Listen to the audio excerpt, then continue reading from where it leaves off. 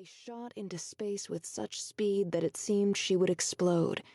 He was crying, "Keep me with you." She was crying too. "Don't you think I want to? More than anything else in the world? Don't you know I'd give up everything in my life right now if I could, for that?"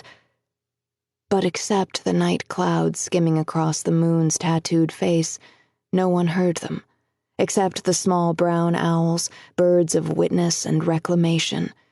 The clouds did not falter. Huddled into tree knots, the owls did not lift their heads to watch the bright specks hurtling upward, dual shooting stars, reversed. They had heard such wailing many times, seen many such lights disappear.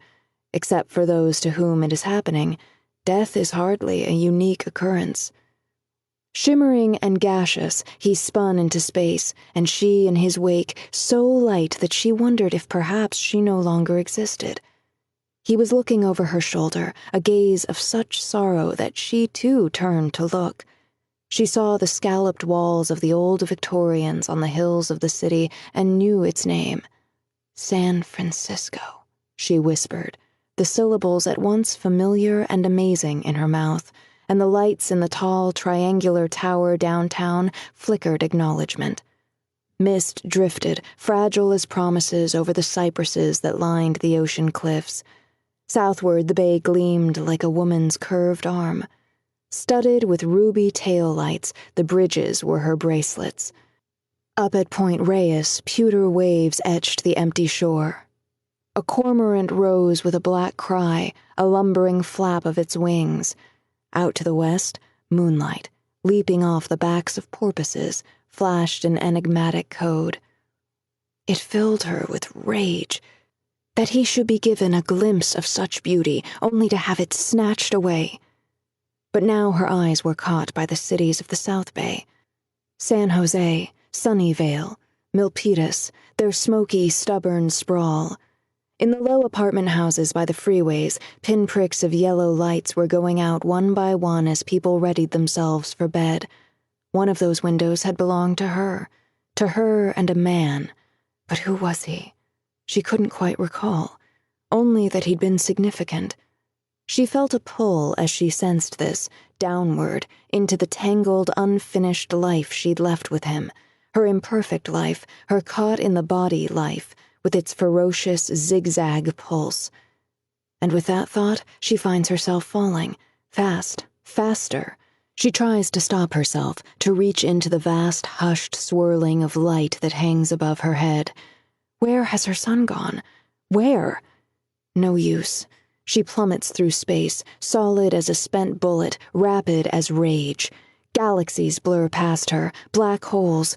She sinks into emptiness, that hollow metal cube in the center of her being.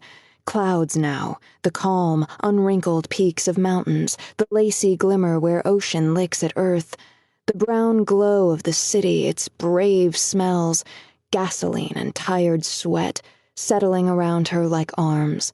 She wants to push them away, all of them. I will take no pleasure in any of this, never again.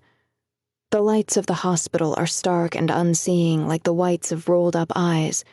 They singe her as she falls through the different stories, the different wards, surgery, radiology, crisis intervention. How many ways there are to die! She is breathless by the time she reaches the room where a woman lies splayed on an operating table. A frenzy of activity around her, men and women in masks swarming like white bees, staccato orders being barked out. A limp brown hand, a thin wrist with the pale plastic tag that offers up to strangers the woman's secrets. Majumdar, Anju, 635-81-9900. Why, it's her again. There are tubes, needles, dark and pale liquids pumped by blinking machines. The stench of spilled membranes, hopes tattered as newspapers abandoned in alleyways. The machines whir so loudly she cannot hear what the whitecoats are saying. When she looks closer, the pores on the skin of the woman's face are enormous, black as burned-out craters. They widen like intractable mouths.